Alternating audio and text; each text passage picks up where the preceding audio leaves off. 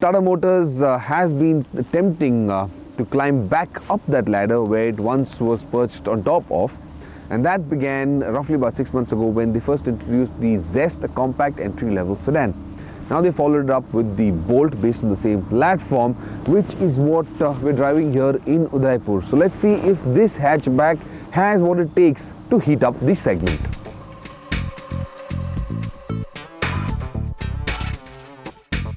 The Bolt bears a strong resemblance to the Indica, and that to me is a bit disappointing because this was an opportunity to steer away from that car and Tata Motors did not seize it. Nonetheless, the Bolt is highly identifiable. The bright red shades and the strong front face give it reasonably good street presence. When we previewed this car a month ago, we saw a two-tone color interior which seemed like a fresh, energetic, youthful design element, a remarkable improvement in the segment.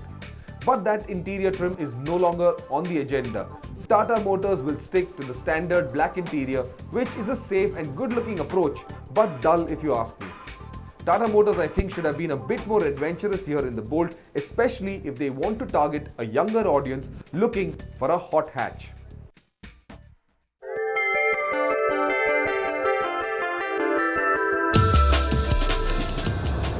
I quite like the build quality and the material quality inside the Tata Bolt.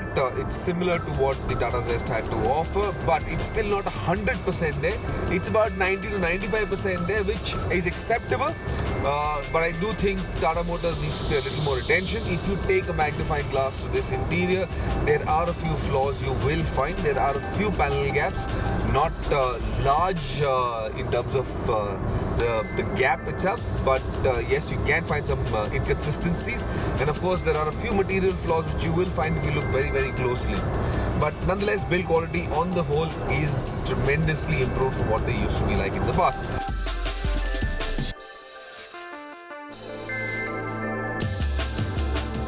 Tata Motors cars in the past have faced a lot of reliability issues, and Tata Motors is definitely worked on addressing those issues. Let's see, given 6 months, probably a year down the line, just how well they fare on that aspect.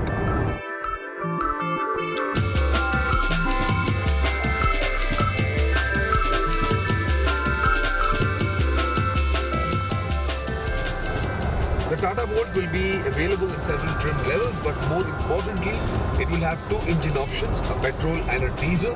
Now, the diesel is a 75 PS 1.2 litre turbocharged unit.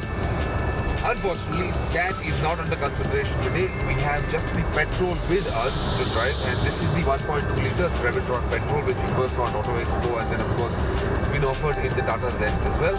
You get 90 PS at 5000 RPM from this turbocharged petrol engine with about 140 Newton meters of max torque, which interestingly is available from 1500 RPM.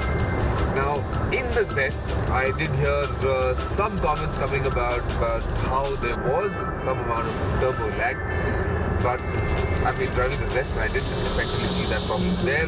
Neither do I see that turbo lag creeping up in the Bolt as well. In urban conditions, this is an enormously torquey engine, and you can drive it very comfortably at low speeds, even in third gear, and instantaneously draw the boost that you want if you want to accelerate away from anything. Overtake something, well, just step on the gas and this car picks up instantly. It's got a very strong low end and a very strong mid-range, but torque at the top end. So on the highways, you feel a bit sluggish. It did take its time getting up to 100 kilometers per hour, but in city conditions, like I said, this car is nicely tuned for urban driving cycles.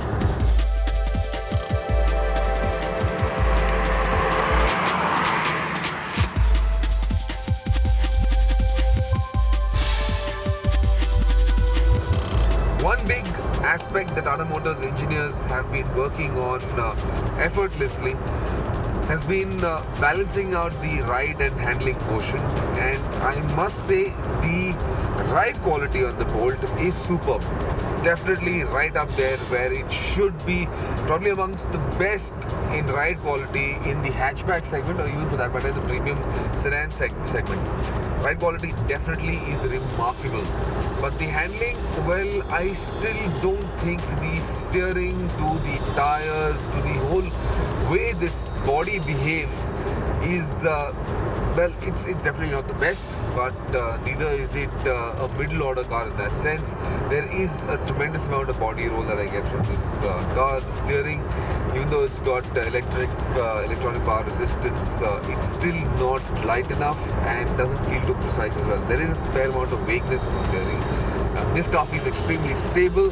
There isn't anything unreliable about it. It's completely secure as a package. Quite comfortable to drive as well.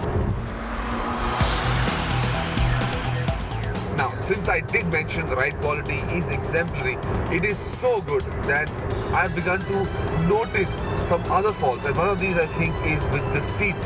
I'm not a big fan of the seats in the Tata Bolt, especially the driver and the passenger have yet to get to the back seat, but effectively there isn't much under thigh lumbar support, so driving over long distances you are going to feel exhausted, especially since this is a manual transmission. It's not the AMT box.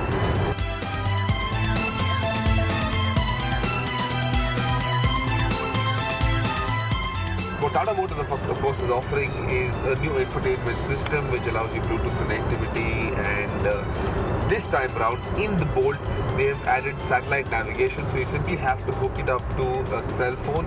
In this case it's an Android phone, and yes, thank you Tata Motors for finally being the only manufacturer to highlight Android phones, because yes, Android is taking over the world, but effectively you can now connect your Android phone to the Harman Kardon system, the Harman audio system in the Tata Bolt, and this mirrors a navigation system onto the screen and effectively guides you wherever you want to go.